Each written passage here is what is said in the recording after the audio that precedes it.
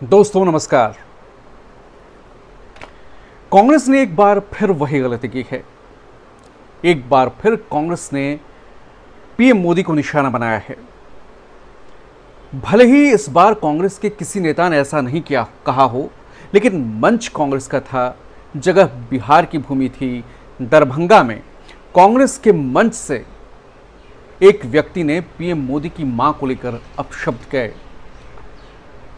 PM Modi की स्वर्गीय मां को लेकर अपशब्द कहे गए और इस विवाद ने इस तरह तूल पकड़ लिया है कि कांग्रेस और पूरा महागठबंधन मानो बैकफुट पर है।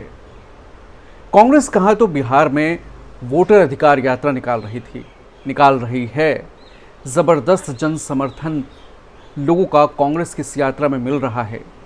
राहुल तेजस्वी की मेहनत दिख रही है। लोगों को वो जोड़ पा रहे हैं और एक ऐसे मुद्दे को खड़ा कर रहे हैं जिसने बिहार में सियासी पिच सेट कर दिया है। लेकिन एक गाली कांड ने कांग्रेस को बैकफुट पर ला दिया है। कांग्रेस ने वही गलती की है जो वो बार बार करती आ रही है। हाँ, फर्क बस इतना है कि पिछली गलतियों में कांग्रेस के बड़े बड़े नेता शामिल रहे। इस बार कांग्रेस के मंच का इस्तेमाल पीएम मोदी को गाली देने के लिए किया गया।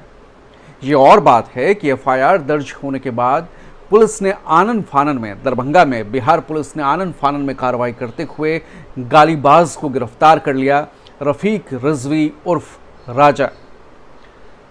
और कांग्रेस उस मंच पर, कांग्रेस के जिस नेता ने उसका आयोजन किया था, मोहम्मद नौशाद, जो टिकटार्थी हैं, वो विधानसभा से कांग्रेस के लिए टिकट चाहते हैं, उन्होंने कल ही इस पूरे मामले को लेकर माफ़ी मांग ली थी। लेकिन ये एक ऐसा मुद्दा है जिस पर बीजेपी ने कांग्रेस को बुरी तरह से घेर लिया है, या यूं कहें कि वोट चोरी पर खामोश पीएम मोदी, वोट चोरी पर खामोश गृहमंत्री अमित शाह, उन्हें एक ऐसा मुद्दा मिल गया है जिसके आसरे वो उम्मीद लगाए हैं कि इस बार वो बिहार में कांग्रेस को फिर से उसी हालत में धकेल देंगे। यानी कांग्रेस को अपनी ही गलतियों की वजह से उसका खामियाजा भुगतना पड़ेगा। सबसे पहले तो जिस अंदाज में राहुल गांधी यात्रा कर रहे हैं और जिस आक्रामक अंदाज में वो चुनाव आयोग से लेकर बीजेपी को वोट चोरी के मुद्दे पर घेर रहे हैं, ये बीजेपी के लिए बड़ा कठिन था। बीजेपी इसका खुलकर बचाव नहीं कर पा रही थी। बस इतना कह पा रही थी कि राहुल गांधी को लोग वोट नहीं देते तो हम क्या करें। चुनाव आयोग की प्रवक्ता बन गई थी बीजेपी, चूंकि केंद्र में सत्ता में आज बीजेपी है। पिछले 11 सालों से बिहार में सत्ता में बीजेपी और जदयू है। वोट चोरी का मुद्दा बीजेपी के गले की फांस बन गया था। राहुल ने सबूतों के साथ चुनाव आयोग को घेरा था, बीजेपी के दोहरे मापदंड को उजागर किया था। अनुराग ठाकुर ने भी यही किया था। और याद कीजिए, तंत्र और यंत्र पर सवाल उठाने वाले सबसे पहले बीजेपी के ही नेता रहे थे, जो सत्ता में आने के बाद अब चुप हैं और कांग्रेस इस मुद्दे को आगे बढ़ा रही। के बाद राशन कार्ड जाएगा, राशन कार्ड के बाद जमीन जाएगी, जमीन के बाद सारे के सारे अधिकार जाएंगे। भाइयों और बहनों, 65 लाख वोट कटे हैं। लिस्ट निकालिए और देखिए, उसमें ईबीसी है, दलित है, अल्पसंख्यक है, पिछड़े वर्ग के लोग हैं, गरीब लोग हैं, किसान हैं, उसमें एक अमीर व्यक्ति का नाम नहीं है। वोट चोरी ये गरीबों से कर रहे हैं क्योंकि ये आपकी आवाज को दबाना चाहते हैं। क्योंकि अगर वोट चला जाएगा तो हिंदुस्तान के गरीब लोगों के पास कुछ नहीं रहेगा। ये शुरुआत वोट से हो रही है। वोट के बाद राशन कार्ड जाएगा, राशन कार्ड के बाद जमीन जाएगी, जमीन के बाद सारे के सारे अधिकार जाएंगे। अपनी पूरी की पूरी शक्ति इस यात्रा में डाल दी। मेरे कान में कह रहे हैं नरेंद्र मोदी वोट चोरी करता है, और मैं स्टेज से आपको कहना चाहता हूं, ये आपकी आवाज को कभी नहीं दबा पाएंगे। हम आपके साथ खड़े हैं। नरेंद्र मोदी वोट चोरी करता है, वोट चोर, गद्दी चोर, वोट चोर, वोट चोर। लेकिन ये मुद्दा गालीकांड कांग्रेस के लिए उसकी मेहनत पर पानी फेरने जैसा है। सबसे पहले अमित शाह ने क्या कहा, जरा वो भी सुनिए। अमित शाह कह रहे हैं कि राहुल गांधी देश में नकारात्मक राजनीति कर रहे हैं। प्रधानमंत्री मोदी की मां को गाली दी जा रही है, स्वर्गीय माताजी का अपमान किया जा रहा है कांग्रेस के मंच से। यह कांग्रेस की गिरी हुई मानसिकता है, निकृष्ट राजनीति है, नकारात्मक राजनीति है और राहुल को इसके लिए देश से माफी मांगनी चाहिए। अमित शाह अब वोट चोरी के मुद्दे पर यहां बोले कि ये वोट चोरी का मुद्दा जो है दरअसल वो घुसपैठियों को बचाने की, अपना वोट बैंक बचाने की उनकी राजनीति है, जिसके आश्रय वो जीतना चाहते हैं। तो अमित शाह ने राहुल को यहां कटघरे में खड़ा किया, कांग्रेस को कटघरे में खड़ा किया। और यही नहीं, जेडीयू, नीतीश कुमार, ललन सिंह, चिराग पासवान, बीजेपी के तमाम राज्यों के मुख्यमंत्री इसे लेकर कांग्रेस पर आक्रामक है, क्योंकि यह मुद्दा बीजेपी को सूट करता है। यह मुद्दा कांग्रेस को घेरने के लिए सूट करता है। यह मुद्दा वोट चोरी से ध्यान भटकाने के लिए बिल्कुल परफेक्ट है। ध्यान कई तरह से भटकाए जाते हैं राजनीति में। कभी महागठबंधन का सीएम चेहरा कौन होगा, ये प्रेस कॉन्फ्रेंस में सवाल पूछे जाते हैं, तो कभी वोट चोरी को की जगह गालीकांड को आगे बढ़ाया जाता है। एक बात मैं स्पष्ट कर दूं कि ये मैं किसी की तरफदारी करते हुए ये वीडियो नहीं बना रहा हूं। ये वीडियो गलत को गलत और सही को सही कहने के लिए है। सहूलियत से अगर कोई एक पक्ष अपनी बात को सही साबित करता है तो दूसरा पक्ष उसे आईना दिखाता है। वोट चोरी के मुद्दे पर आज सहूलियत से बीजेपी खामोश है और बीजेपी की प्रवक्ता बनी है। कांग्रेस इसे जोर शोर से उठा रही है, लेकिन जिस अंदाज में बीजेपी ने गालीकांड को उठाया है वो उसकी सहूलियत की राजनीति है। गालीकांड बेहद निंदनीय है। खुद कांग्रेस ने इसकी निंदा की है, साफ किया है कि ना तो उस वक्त मंच पर कांग्रेस के बड़े नेता में से कोई मौजूद था, कुछ कार्यकर्ता थे, हाँ मंच का इस्तेमाल किया गया, दुरुपयोग किया गया और कांग्रेस के उस सभा के आयोजक ने माफ़ी मांगी। लेकिन अब पूरा मुद्दा वोट चोरी से शिफ्ट होकर कांग्रेस की गाली पर आ गया है और उसे लाने की कोशिश की जा रही है। अब बड़े बड़े टीवी चैनल में डिबेट्स में आप इस मुद्दे को देखेंगे और इस पर बात उठेगी और उठनी भी चाहिए। सिर्फ शुचिता, अरे देश की राजनीति इस मकाम पर पहुंच गई है कि केंद्र सरकार को कानून लाना पड़ रहा है कि अगर आपके खिलाफ, किसी भी नेता के खिलाफ उसकी गिरफ्तारी होती है और अगर 30 दिनों के अंदर उन्हें जमानत नहीं मिलती तो उन्हें अपनी गद्दी छोड़नी होगी। ये शुचिता का आलम है देश में कि केंद्र सरकार को ये बिल संसद में लाना पड़ा है। और कांग्रेस का अतीत क्या है? पीएम को गाली देने के बाद कांग्रेस को कितना नुकसान हुआ, ये कांग्रेस बखूबी जानती है। याद कर लेते हैं, सोनिया गांधी ने क्या कहा था। गुजरात में प्रचार करने गई थी, उन्होंने मोदी को, नरेंद्र मोदी जी को मौत का सौदागर कहा था। मणिशंकर अय्यर ने नीच, चाय वाला कांग्रेस को बताया था।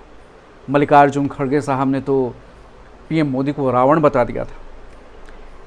किसी ने भस्मासुर कहा, जयराम रमेश, तो किसी ने चौकीदार चोर कहा, किसी ने नहीं, नेता प्रतिपक्ष राहुल गांधी ने चौकीदार चोर है बताया।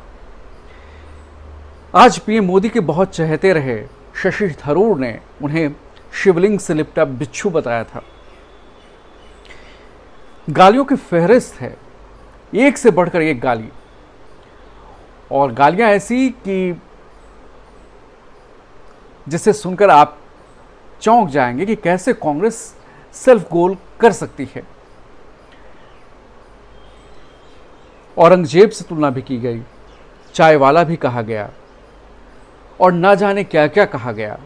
और पीएम मोदी कांग्रेस की इन गालियों का अपने पिटारे में भरकर, और उन्होंने संसद के पटल पर भी कहा था कि मुझे लोग खूब गालियां देते हैं, जी भर भर के गालियां देते हैं, और उन्हीं पत्थरों से मैं अपनी सफलता की तकदीर वो लिखते हैं और उन्हीं पत्थरों से को समेट कर वो आगे बढ़ते हैं। चौकीदार चोर है का नारा जब राहुल गांधी ने दिया तो बीजेपी ने शुरू किया मैं भी चौकीदार।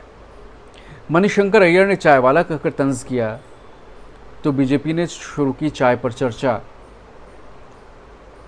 ऐसे कई उदाहरण हैं जिसमें कांग्रेस को पीएम मोदी के साथ को गाली देने पर उसका खामियाजा भुगतना पड़ा है।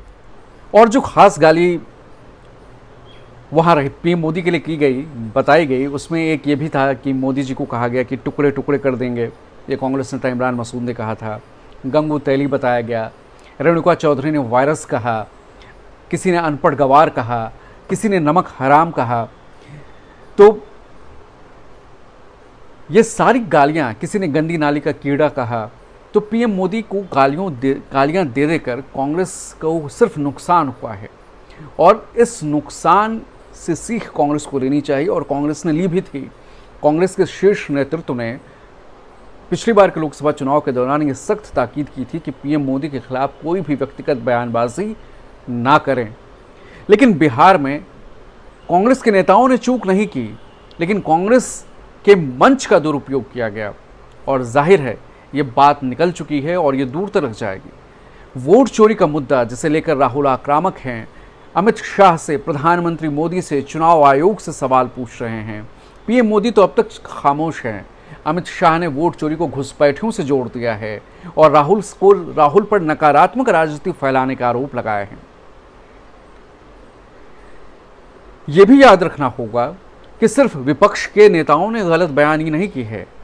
राजनीति में शुचिता का स्तर जो है, राजनीति में बयानबाजियों का स्तर है, वो बेहद जहरीला होता जा रहा है। पीएम मोदी ने, आपको ये भी याद रखना चाहिए कि पीएम मोदी ने किस तरह सुनंदा पुष्कर के लिए कहा था 50 करोड़ की गर्लफ्रेंड। पीएम मोदी ने किसे जर्सी गाय बताया था। पीएम मोदी ने किस अंदाज में ममता बनर्जी के खिलाफ प्रचार करते हुए दीदी ओ दीदी का नारा बुलंद किया था। पीएम मोदी ने किस तरह मुसलमानों को ज्यादा बच्चा पैदा करने वाला और घुसपैठिया और ना जाने क्या क्या कहा था। पीएम मोदी ने किस तरह भ्रम फैलाया था ये कहते हुए कि कांग्रेस सरकार में आई तो आपके जेवर जो है वो लूट लेंगे, आपकी गाय खोल कर ले जाएंगे। तो बयानबाजियों का स्तर राजनीति में गिरता जा रहा है, इसमें कोई दो राय नहीं है। मैंने पहले ही कहा कि सरकार को कानून लाना पड़ रहा है कि दागी लोग इस्तीफा दें, गिरफ्तार होने की सूरत में अपने पद पर ना बने रह सकें, 30 दिनों के भीतर जमानत लें वरना पद छोड़ें। लेकिन इस गाली की कांड की आड़ में यह मुद्दा गुम नहीं होना चाहिए कि वोट चोरी का मुद्दा अहम है और इस मुद्दे के पीछे राहुल गांधी ने जो पिच सेट किया है बिहार में, उस मुद्दे को कांग्रेस को किसी भी हालत में ध्यान भटकाने से बचना चाहिए, भटकाने नहीं देना चाहिए। अब देखिए ना, इस मुद्दे का तूल देते हुए पटना में क्या हुआ। पटना में सदाकत आश्रम में घुसकर बीजेपी कार्यकर्ताओं ने तोड़फोड़ की, पुलिस मूक दर्शक बनी रही, ऐसे आरोप हैं। तो मामला कहां से कहां पहुंचता जा रहा है और सहूलियत की राजनीति इस कदर है कि कभी पीएम मोदी जिस नीतीश कुमार के साथ आज बिहार में सरकार चला रहे हैं, वही नीतीश बाबू ने विधानसभा के पटल पर महिलाओं के लिए क्या कहा था, किस तरह के विवादास्पद बयान दिए थे और पीएम मोदी ने चुनाव प्रचार में क्या कहा था कि ऐसे आदमी को सरकार में बने रहने का हक है, बताइए। लेकिन आज वो उनके साथ ही हैं, उनके नेतृत्व में ही बीजेपी चुनाव में जाएगी। बीजेपी अब तक जंगल राज पर हमलावर थी, लेकिन आज तो दिन दहाड़े पटना में कांग्रेस दफ्तर पर लाठियां भांजी जा रही है, तोड़फोड़ किया जा रहा है। पुलिस को पता नहीं, पूरी दुनिया को पता है, पुलिस को पता ही नहीं। गालीकांड गलत है और गालीकांड पर कांग्रेस बैकफुट पर है। कांग्रेस के नेताओं ने माफ़ी भी मांगी है, लेकिन वोट चोरी का मुद्दा उससे ज़्यादा बड़ा है। वोट चोरी का मुद्दा, इस असल मुद्दे पर राहुल को अपनी बात कहनी चाहिए, कहते रहनी चाहिए और राहुल वही कर भी रहे हैं। क्योंकि पिछले अपनी रैलियों में राहुल ने जो कहा कि उनके जब वो वोट चोर गद्दी छोर कहते हैं तो ये बात बहुत दूर तक जाती है और बहुत लोगों के कलेजे को इससे चोट पहुंचती है। वोट चोर गद्दी चोर, हालांकि चौकीदार चोर है वाला नारा बैकफायर कर गया था, लेकिन वोट चोर गद्दी छोड़ की काट बीजेपी अब तक नहीं ढूंढ पाई थी। अब गालीकांड के बाहर इस मुद्दे से ध्यान भटकाने की कोशिश है। तो दोस्तों, सतर्क रहिए, सुनिए, पूरी जानकारी रखिए और फिर अपनी राय बनाइए। आज के लिए इस वीडियो में इतना ही। अगर आपको हमारा वीडियो पसंद आया हो तो इसे लाइक करें, शेयर करें, सब्सक्राइब करें और अपनी राय कमेंट में ज़रूर रखें। धन्यवाद बहुत बहुत।